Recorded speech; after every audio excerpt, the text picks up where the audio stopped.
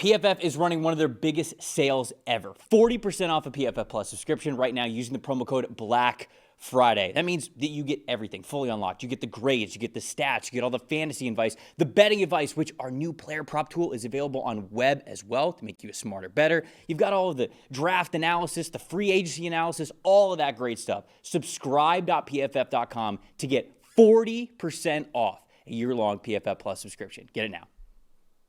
Let's get to that Steelers-Bears game.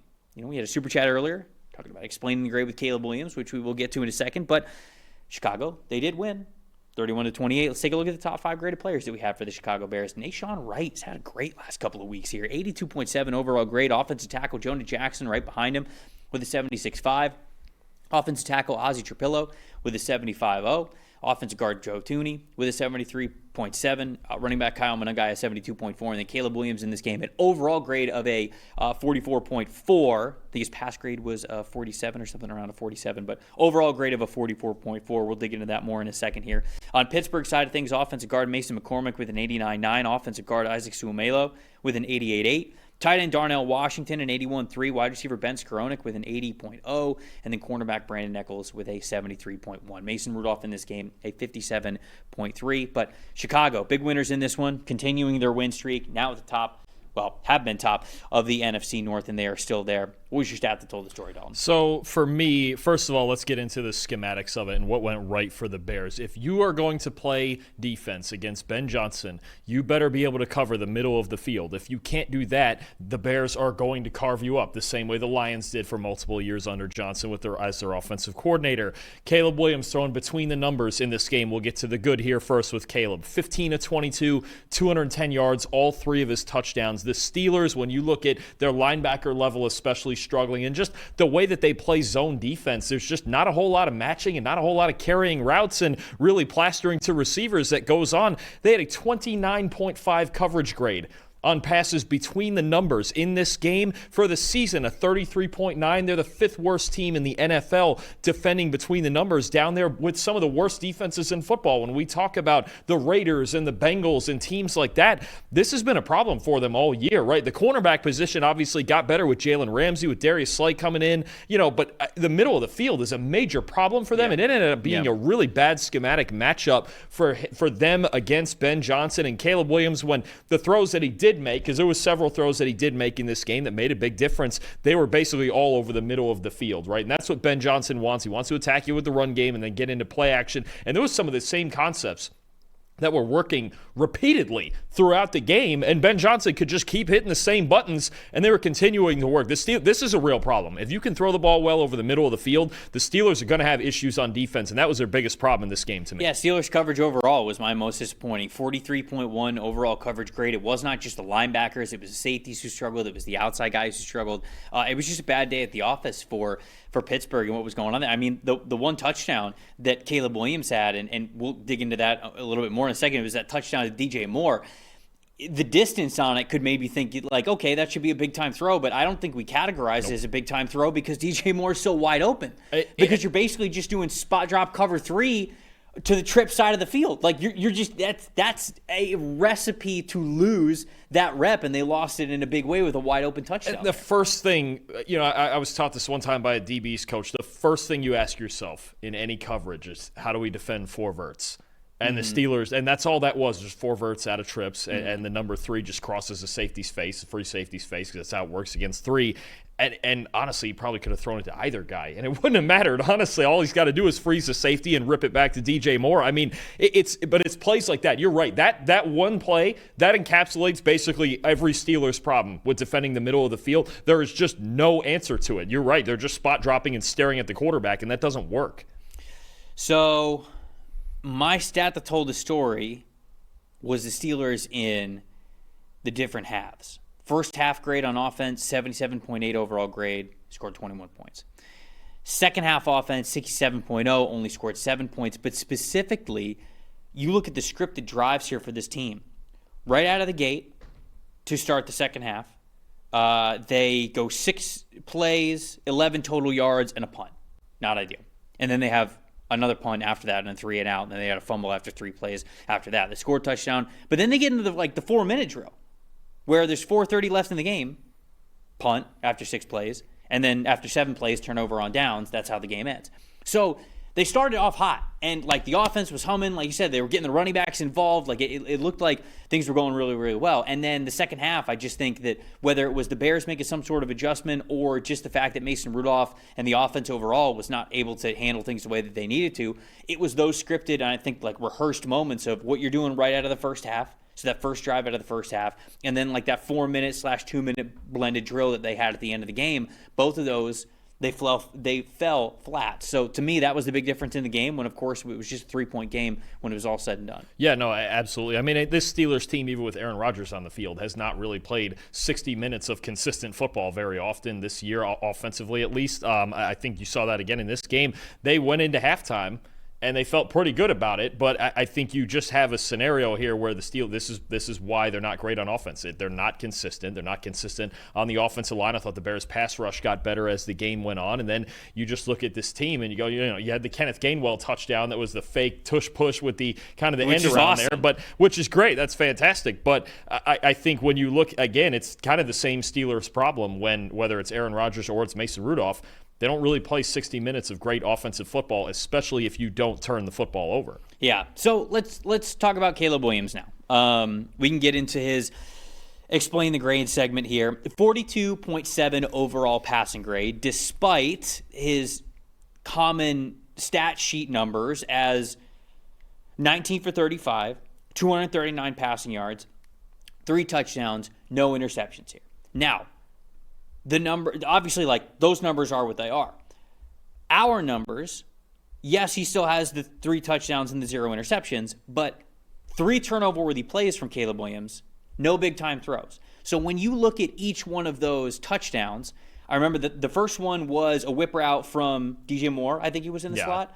And Jalen Ramsey falls on it, and it's I can't remember how long the pass was, but it was like 6-7 yards. So that's not considered a big-time throw because it's just not a long distance. Jalen Ramsey slips on the play. It was a good throw. Like, I think, again, people use the word like you punish Caleb Williams for doing good things. We don't.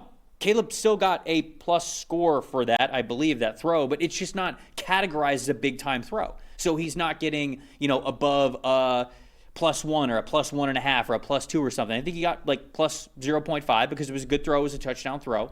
But he's not getting a big-time throw just because it wasn't really a difficult throw for him because of the distance and obviously Jalen Ramsey falling on the play. There was another one that was, it was more of like an out and in, sort of like a post route where it was, again, a good throw that he got credit for in a good way. It just wasn't categorized as a big-time throw because there wasn't a tight window involved. It wasn't tight coverage from him. It wasn't super far away. So we give him a positive grade for it, but it wasn't a big-time throw.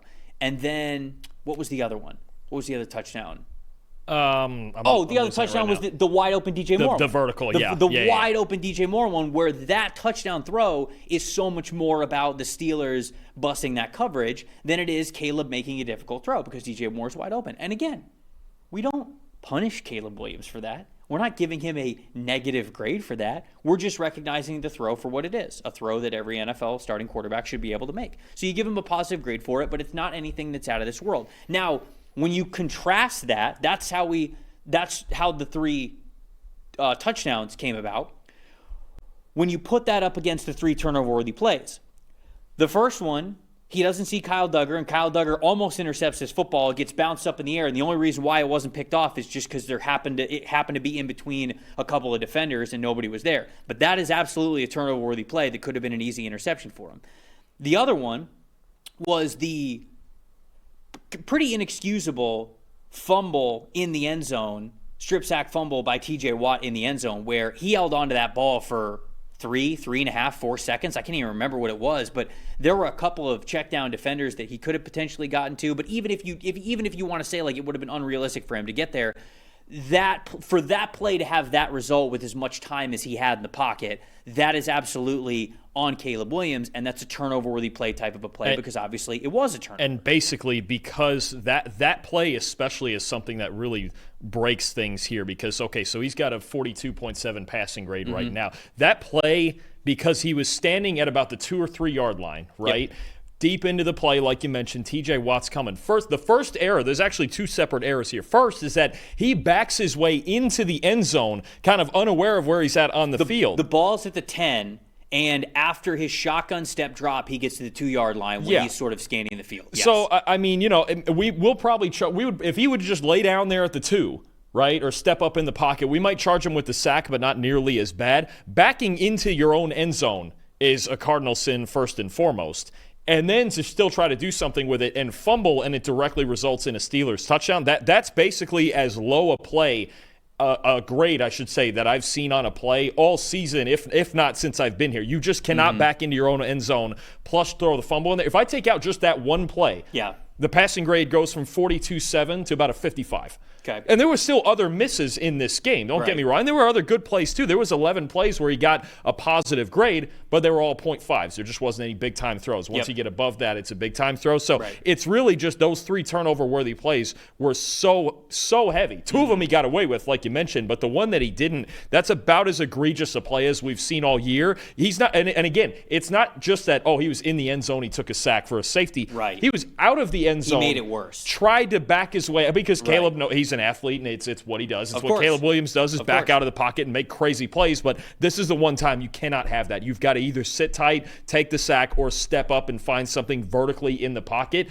This is the one moment in your own end zone where you can't, and then the fumble just adds on to it. So he got as heavy a downgrade as I've seen for that singular play that dropped his passing grade like 12 points. So, I mean, that's a big part in it. So it's just a thing where Caleb is making less mistakes this year for sure, but it's those big ones that are really still going to ding you when it comes to the grading. Yeah, and then that third turnover-worthy play, like you sort of mentioned, it was an overthrow. I think it was Colston Lovin who was coming over the middle of the field. It was just an overthrow to him, and that one hits Kyle Duggar like right in his chest, in the chest, like right past the hand. So again, like I think that if the Kyle Duggar one is intercepted and if the tip is an interception, I don't know if people would look at this grade as harshly, but because it shows no interceptions, people think that it's crazy. But that's what we're doing here, is we're grading every single play as if it matters. And Caleb had, like you mentioned, a handful of really nice throws in this game that got 0.5 positive grades, like a bunch of 0.5 positive grades for him. But the turnover-worthy plays, one of them was like a backbreaker, like you just can't be doing that. And then the other ones, like you said, like could have changed the game if they end up getting caught. So it was just it was a game from Caleb where there was good, there was bad, but what could have been the bad of how these plays were executed by him, they outweighed what he did outside, like individually outside. Oh, sure. So, if those 2 potential interceptions are caught, they probably lose this game. I mean, that's what you're looking at here. So, again, it's not that, Caleb hasn't been good, because he's been really good in recent weeks. And there were moments where he was really good, and Ben Johnson was calling awesome plays in this game as well. And look, the Bears, despite all of this, came away with a win. So you're talking about a quarterback that made some mistakes, and the Bears still found a way to win. That's great stuff. They're in first place. They're 8-3. You're feeling really good about it, but you don't get away with these types of things every week. And to his credit, it's his first game with multiple turnover-worthy plays since week 7. He has played really clean football over the last month. This game, there was just a couple of mistakes here that, one, he did not get away with for sure, and the other 2 that he did. Move forward, learn from it, play better next week. Yeah. Josh is in the chat saying, as a frequent NFLSC listener, I expected better, Trevor. Look, I knew that Bears fans weren't going to be happy about this. Your team got the win, so be happy about the win. It is what it is. We explained our process here. That's how we came about the numbers. And going back to another comment that Josh had, he said, imagine punishing him for 3 touchdown passes because you'd think they were too easy. Again, if you have the mindset to use the word punish, you're not. I don't think you're actually listening to what we're saying. I just think that you're trying to be mad about it, because we're not punishing Caleb Williams for having good plays. We're punishing him for the bad ones. We're punishing him for the bad ones, but it's those good plays. Like, we're giving him credit for those good plays. We're just trying to show what was your individual percentage of that good play. And it just happened to be that a couple of those touchdowns that he threw were worthy of positive plays, which we gave him. But the turnover-worthy plays, the bad plays, had heavier weight because of his responsibility in what those plays could have been to be back-breaking plays, which ends this game. He throws maybe one of those turnovers. That could be something that could be a backbreaker in this game. And just because Kyle Duggar did not catch the football doesn't mean that Caleb Williams' part of that changes. So we'll always try to explain the gray here. We've said all the time, we don't think the process is perfect, but I love the mindset that we have here when we get to talk about things from an individual perspective, because that's what we're trying to do here. Grade the execution on what a player is asked to do on a single play. So I knew Bears fans wouldn't be happy about it, but hey, Bears fans, you got the win. Your team's playing very, very well, and you should be very happy about that. Even when your players sometimes don't play their best, you're getting the win. I think that's fantastic. That's a sign of a really good team, to be honest. Absolutely. I'll tell you who they are happy about. How about Nashawn Wright with an 88 coverage grade? How about he's been great. How about his 4th interception in the last 6 games? Plus 4 total stops between coverage and run defense. 4 catches allowed for only 20 yards. Been outstanding so far. And you got to think about the context of not having Jalen Johnson for most of this season. A guy like Nashawn Wright stepping up in the secondary, that's big time. I credited the pass rush before as well. I thought they got better as the game went on in this one. But the Bears, look, they're trying to find any pieces they can on defense to not be in these shootouts every week. But Nashawn Wright's really proven himself right now. Again, 4 interceptions in the last 6 games. That's big time. He has been awesome. Steelers' run blocking was also really good in this game, especially in the first half. I mean, we had Darnell Washington, was blocking very well. Ben Skoranek, his run blocking grade was really good. So the guys on the offensive line, they were blocking really well in the run game. A lot of that manifested in the first half. But this is a fun game to watch. Obviously, went down to the very end, and the Bears, got a big win in this one.